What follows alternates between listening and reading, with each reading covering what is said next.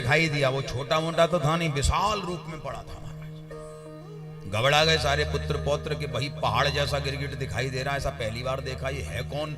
भगवान के पास में गए, भगवान को बुला के लाए। द्वारिकाधीश आए और द्वारिकाधीश ने अपने कर कमल का स्पर्श करा के उस गिरगिट को जब बाहर निकाला तो ठाकुर जी के कर कमल का स्पर्श पाते ही गिरगिट ने देव रूप धारण कर लिया। बोलो राधे राधे।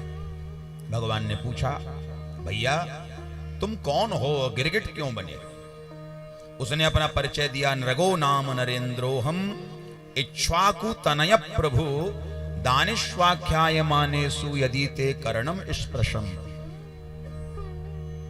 पूर्व जन्म में राजा नृग मेरा नाम था, इक्ष्वाकु कुल में मेरा जन्म हुआ था,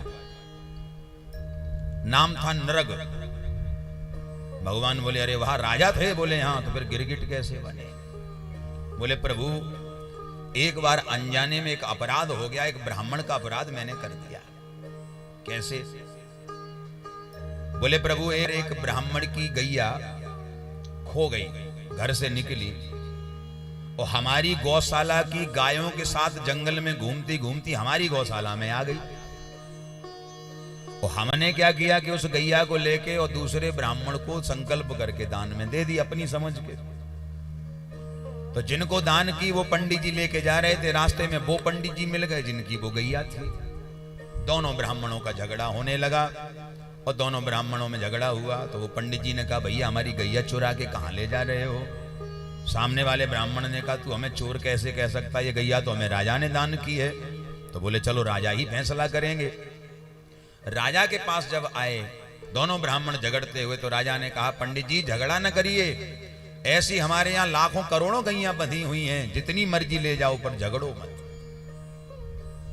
उस ब्राह्मण को बड़ा बुला लगा जिसकी वो गैया थी, एक तो हमारी गैया लेके दूसरे को दान में दे दी और ऊपर फैसला न करके बैठा बैठा गर्दन हिला रहा गिरगिट की तरह, अभिमान में बैठा हुआ है। श्राप दे दिया, जाओ गिरगिट हो जाओ।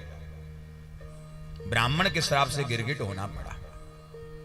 तो हम सरकार एक प्रश्न करना चाहते हैं। बोले क्या?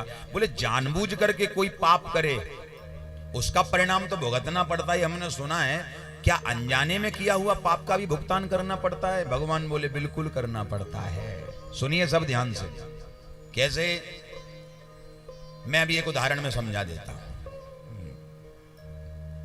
जैसे आप बिस्तर पे सोने के लिए गए, बेड जिस पे आप सोते हैं, अब डबल बेड पे आप सो रहे हैं, सिराने पे एक खांसी की दवा रखी है, शीशी रखी है, और एक दूसरी शीशी रखी है जिसमें जहर रखा है, जहर की शीशी, और एक खांसी की शीशी।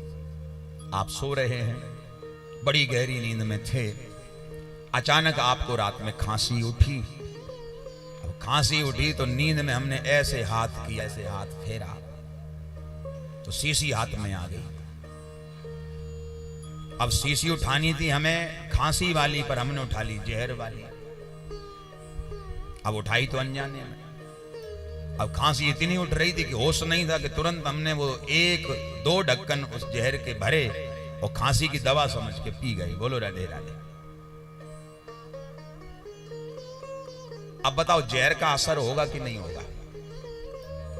अब जहर का असर हुआ, मरणासन हालत हो गई। अब आप किसी से ये कहो कि हमने तो अनजाने में पी लिया, गलती से पी लिया, धोखे से पी लिया, पर पिया तो जहर। बोलो राधे राधे। बोलो पिया तो जहर। और मैं निवेदन करूं, जहर चाहे जानबूझ करके पियो चाहे अनजाने में पियो, उसका परिणाम आपको भुगतना ही पड़ेगा। उसी प्रकार पाप भी संसार में बहुत बड़ा जहर है, चाहे जानबूझ करके करो चाहे अनजाने में हो जाए, उसका परिणाम हमको भुगतना ही पड़ता है। लेकिन अनजाने में हुआ पाप, उससे अगर आप बचना चाहते हैं तो हमेशा हरि नाम का आश्रय लेकर के रहो। एक मैं निवेदन करूं, मेरे गुरुजी